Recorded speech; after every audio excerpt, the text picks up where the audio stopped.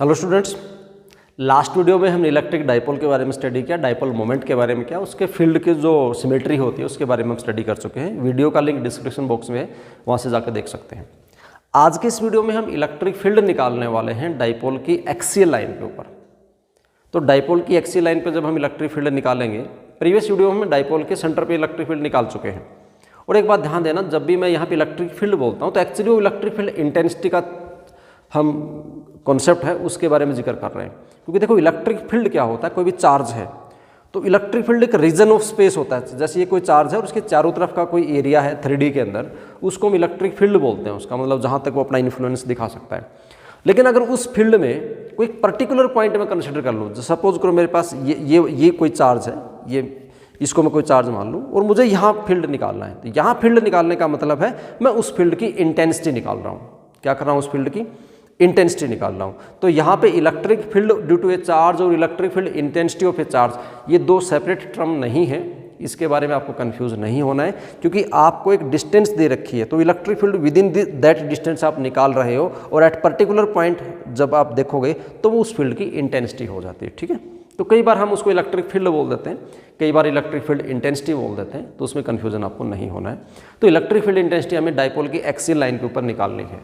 Axial line dipole की आपको पता है, एक्सिस जो होती है डाइपोल, ये पॉजिटिव चार्ज है डाइपोल का और ये डाइपोल का नेगेटिव चार्ज है। इन दोनों के बीच का सेपरेशन है 2a से रिप्रेजेंट कर देता हूँ। ठीक है, और डाइपोल का सेंटर, ये O डाइपोल का सेंटर है, इसको A बोल देता हूँ, इसको B बोलता हूँ। एक्सियल लाइन वो होती है जो डाइपोल की एक्सिस से पास हो, मतलब इसको आप आगे फर्दर ऐसे एक्सटेंड कर दो तो ये लाइन क्या हो जाएगी? एक्सियल लाइन हो जाएगी। और इस एक्सियल लाइन पे कोई भी पॉइंट ले लेता हूँ मैं, जैसे मान लीजिए मैंने यहाँ पे एक पॉइंट कंसिडर कर लिया P। इस पॉइंट के ऊपर मुझे क्या करना है? इस पॉइंट पे मुझे इलेक्ट्रिक फील्ड इंटेंसिटी निकालनी है। ठीक है, तो यहाँ इलेक्ट्रिक फील्ड इंटेंसिटी निकालेंगे। क्वेश्चन को सोल्व करने का कॉन्सेप्ट क्या है? सिंपल सा है, बार बार आपको बता रखा है कि जब भी आपको इलेक्ट्रिक फील्ड निकालना हो तो उस पॉइंट के ऊपर ये देखो कि वो जो पॉइंट है, वो जो जहाँ पे आप इलेक्ट्रिक फील्ड निकाल रहे हो, वो कितने चार्जेस के इन्फ्लुएंस के अंदर है। उन सभी का हम क्या करेंगे? इलेक्ट्रिक फील्ड निकालेंगे, फिर सुपरपोजिशन अप्लाई करके रिजल्टेंट कर देंगे। सुपरपोजिशन मतलब वहाँ पे टोटल जो फील्ड होता है वेक्टर सम निकल के आ जाता है वहाँ पे। तो आप यहाँ देखोगे कि ये वाला जो पॉइंट है ये माइनस चार्ज और प्लस चार्ज के इन्फ्लुएंस में है, तो इन दोनों का फील्ड हम निकाल लेंगे। तो स्टार्ट करते हैं। सबसे पहले हम निकाल लेते हैं इलेक्ट्रिक फील्ड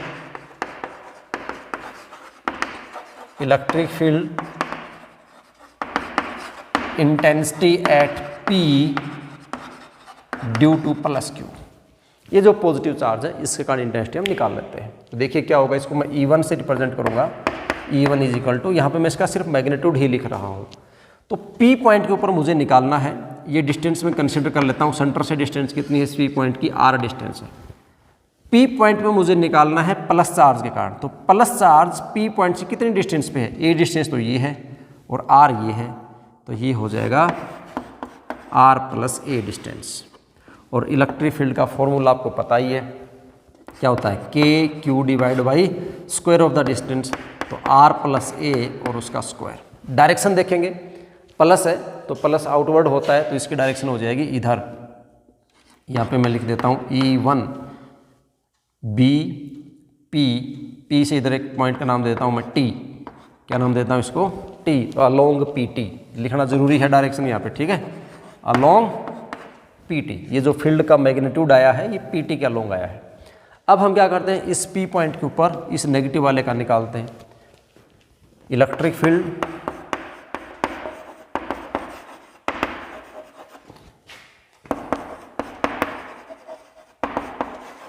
इंटेंसिटी एट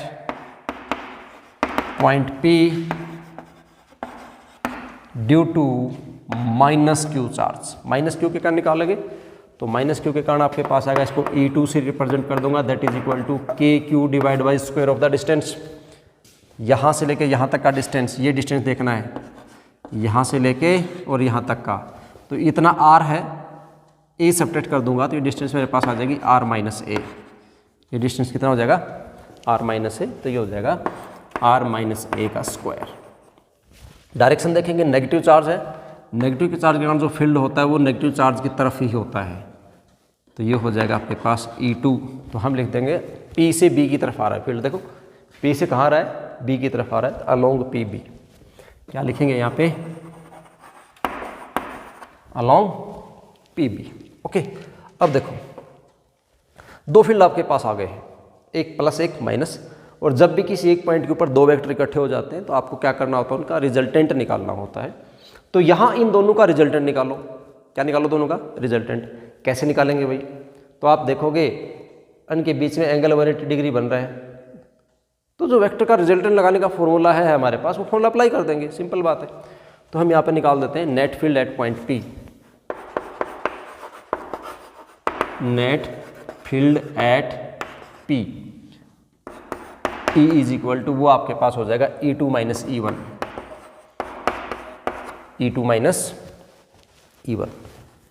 क्यों E2 माइनस E1 क्यों, क्योंकि आप देख रहे हो E2 का मैग्नीट्यूड ज़्यादा है, R माइनस ए है, इसका R प्लस ए है। यहाँ देखेंगे डिस्टेंस, तो ये मैग्नीट्यूड कम है, ये मैग्नीट्यूड ज़्यादा है, तो इन दोनों को हम क्या करते हैं, सब्ट्रैक्ट कर देते हैं। यहाँ पे करो सब्ट्रैक्ट, तो करेंगे तो आपके पास कॉमन ले लेता हूँ मैं, के क्यू तो कॉमन आ जाएगा दोनों में, 1 divide by R minus A square plus 1 divide by R plus A का square,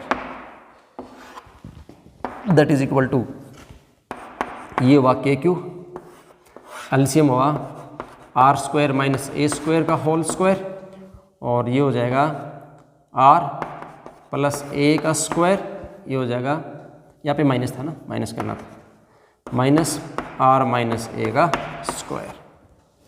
okay,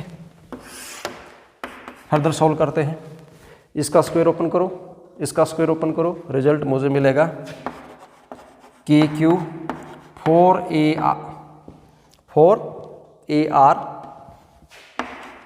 divide by R square minus A square का स्क्वायर। इसको ओपन करेंगे रिजल्ट हमारे पास 4AR आएगा। जैसे इसको करेंगे R square plus A square plus 2AR minus R square minus A square plus 2AR, तो R square A square cancel हो जाएंगे, 2AR इसका 4AR हो जाएगा।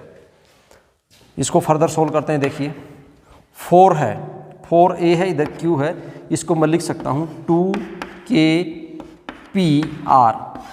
Divide by R square minus A square का होल स्क्वायर। 4 को 2 into ए लिख दिया, और 2A इंटू Q P होता है, तो अगर 2KPR divide by R square minus A square whole square. वही केस लगाते थे, if R is very very greater than A, तो इसे ए को हम नेगलेक्ट कर सकते हैं, यहाँ से ए को नेगलेक्ट कर देंगे तो R की पावर 4 हो जाएगी, R यहाँ से कैंसिल करके 3 कर देगा, तो रिजल्ट आपके पास आएगा E का E is equal to 2KP divide by R cube. Direction देखना है अभी इसका, ये तो हमने सिर्फ इसकी इंटेंसिटी निकाली है, सिर्फ इसका मैग्नीट्यूड निकाला है। डायरेक्शन आप देखेंगे, E2 में से E1 को सब्ट्रैक्ट किया, E2 में से किसको सब्ट्रैक्ट किया, E1, इसका मतलब रिजल्ट E2 का ही बचेगा। तो नेट फील्ड आपके पास आए इस डायरेक्शन में, नेट फील्ड आया आपके पास E इज इक्वल टू आपके पास किसके बराबर आया था, E2 माइनस E1, इस डायरेक्शन में आया। डाइपोल मोमेंट देखिए, माइनस इधर है प्लस इधर है, तो डाइपोल मोमेंट की डायरेक्शन भी इधर ही है, अलोंग डाइपोल मोमेंट हो जाएगा। ये किधर हो जाएगा, along dipole, along dipole moment भी बोल सकते हो, पैरेलल टू डाइपोल मोमेंट भी बोल सकते हो। तो ये हमारे पास इलेक्ट्रिक फील्ड आया डाइपोल की एक्सियल लाइन के ऊपर। अब देखो, जब भी आप न्यूमेरिकल सोल्व करेंगे तो मोस्टली आपके पास यही फॉर्मूला लगेगा, 2KP divide by R cube. ये वाला फॉर्मूला नहीं लगता, क्योंकि डाइपोल नहीं लगता का मतलब ऐसा नहीं कि लगेगा ही नहीं, मोस्टली हम ये वाला फॉर्मूला यूज़ करते हैं 2KP बाई आर क्यूब। और वो आपको देख लेना है कि जो आपके पास क्वेश्चन दे रखा है उसमें डाइपोल की लेंथ कितनी है और ये आर डिस्टेंस कितनी है। अगर उसके बीच में बहुत ज़्यादा डिफरेंस हो, बहुत ज़्यादा डिफरेंस कहने का मतलब है डाइपोल लेंथ फ्यू मिलीमीटर या माइक्रोमीटर में दे रखा हो और आर मीटर के अंदर दे रखा हो, तो उस केस में हम क्या करते हैं, ये वाला फॉर्मूला लगाते हैं। अगर दोनों के दोनों डिस्टेंस मिलीमीटर में दे रखी हैं या सेंटीमीटर में दे रखी हैं, तो हम फिर ये वाला फॉर्मूला लगाएंगे। वो आपको क्वेश्चन की स्टेटमेंट देख लेनी है, हम 1-2 क्वेश्चन सॉल्व भी करेंगे तो आपको अच्छे से पता भी लग जाएगा।